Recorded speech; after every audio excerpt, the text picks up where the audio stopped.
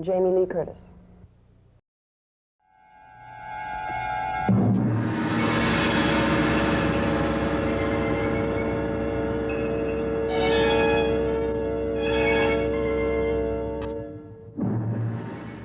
Hi, I'm Mick Garris, and we have a special guest with us here today, Jamie Lee Curtis. She was the star of 2 John Carpenter films, Halloween and The Fog, and has since done Terror Train, and we're here to talk primarily about her new film, Prom Night. Jamie, hello. Nice to have you here. Thank you.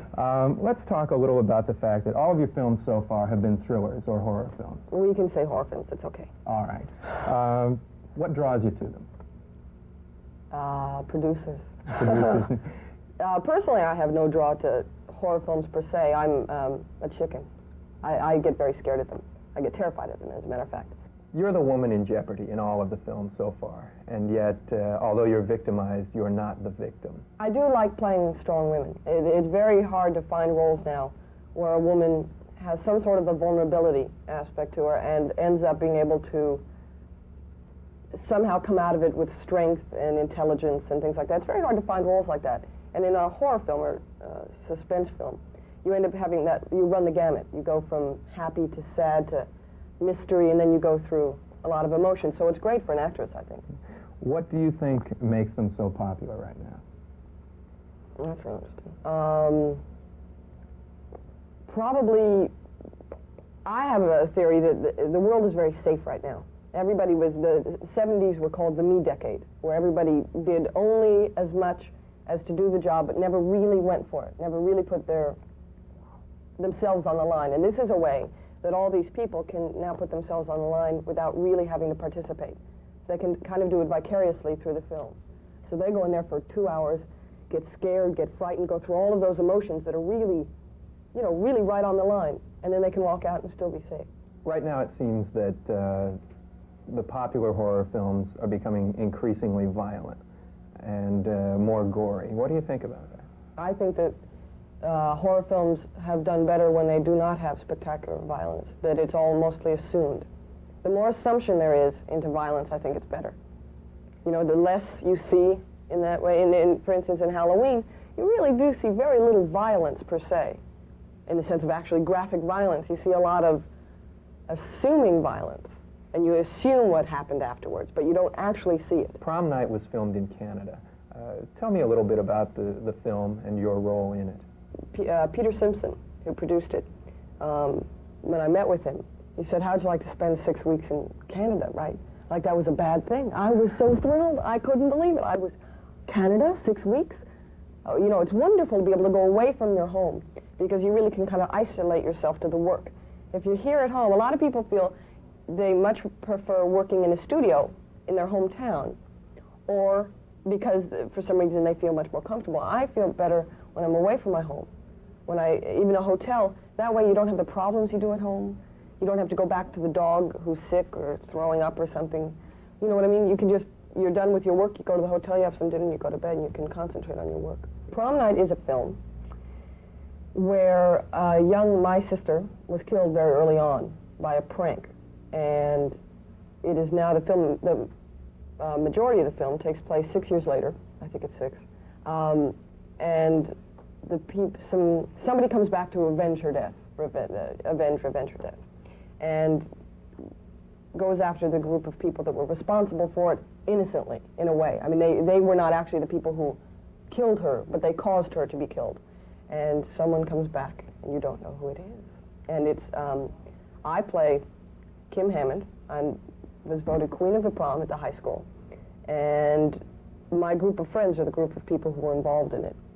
And so, slowly but surely, Prom Night comes around, and some of my friends meet a formidable foe. Yeah, it seems to have elements from both Halloween and Carrie.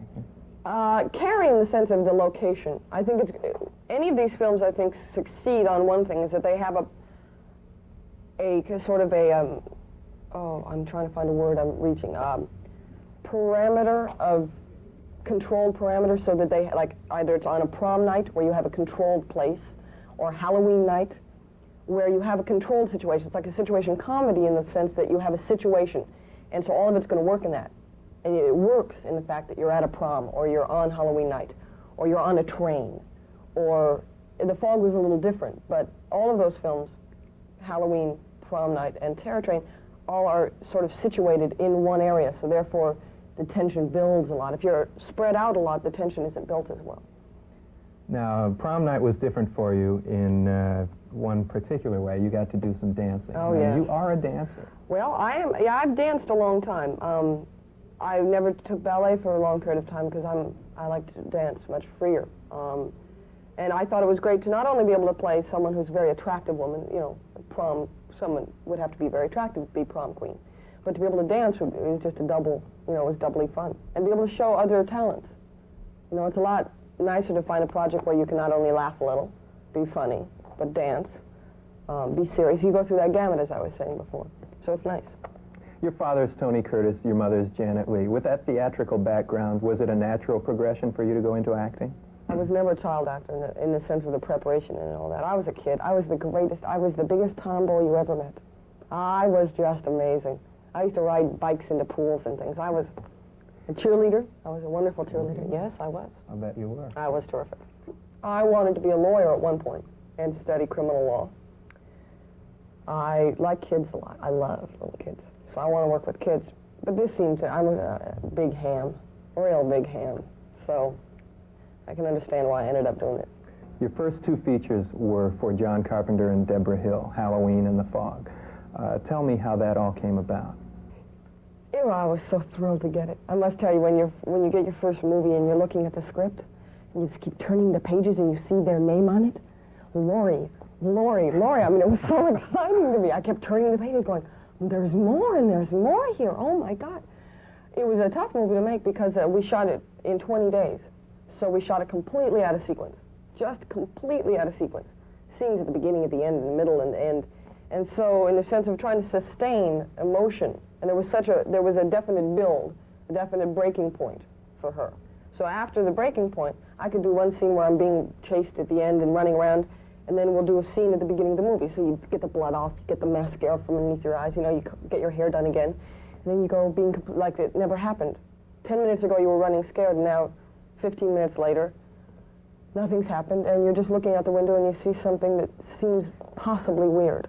And so the continuity was so strange that it takes a good director, I think, to really kind of help you out through there. How'd you get the part?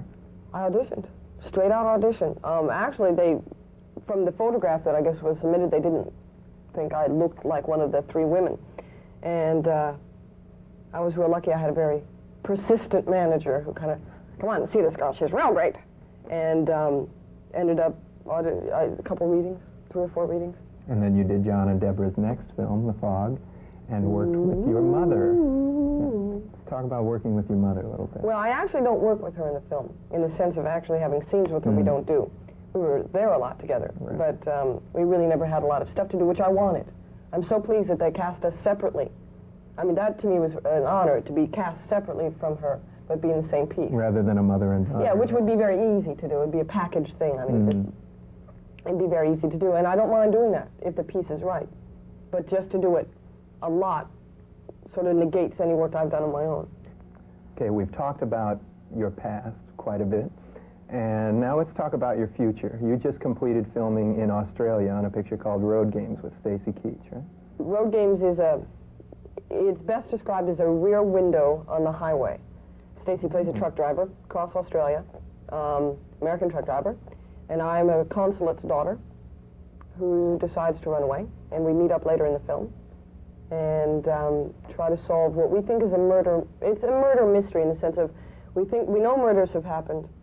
We don't know who, but we think we do, and we're trying to follow them and track him down and nab him. What about the future of Jamie Lee Curtis? What are the goals? What are the things you want to do? I would like to keep working, of course, in other types of films. I'd like to laugh a little. Wouldn't it be fun to just laugh out loud on film? I'm looking right now. I'd love to do a love story. I'd like to. The one thing I'd like to do is be more subtle now, bring it all back down. With horror films, it's much grandiose. You know, it's like you have to be very broad and big, whereas everything else can be very quiet and looking and things like that, which is lovely. I'd love to do it. Great. Yeah. Okay, we've been talking with Jamie Lee Curtis, and thank you for being with us, and thank you for being with us. Thank you.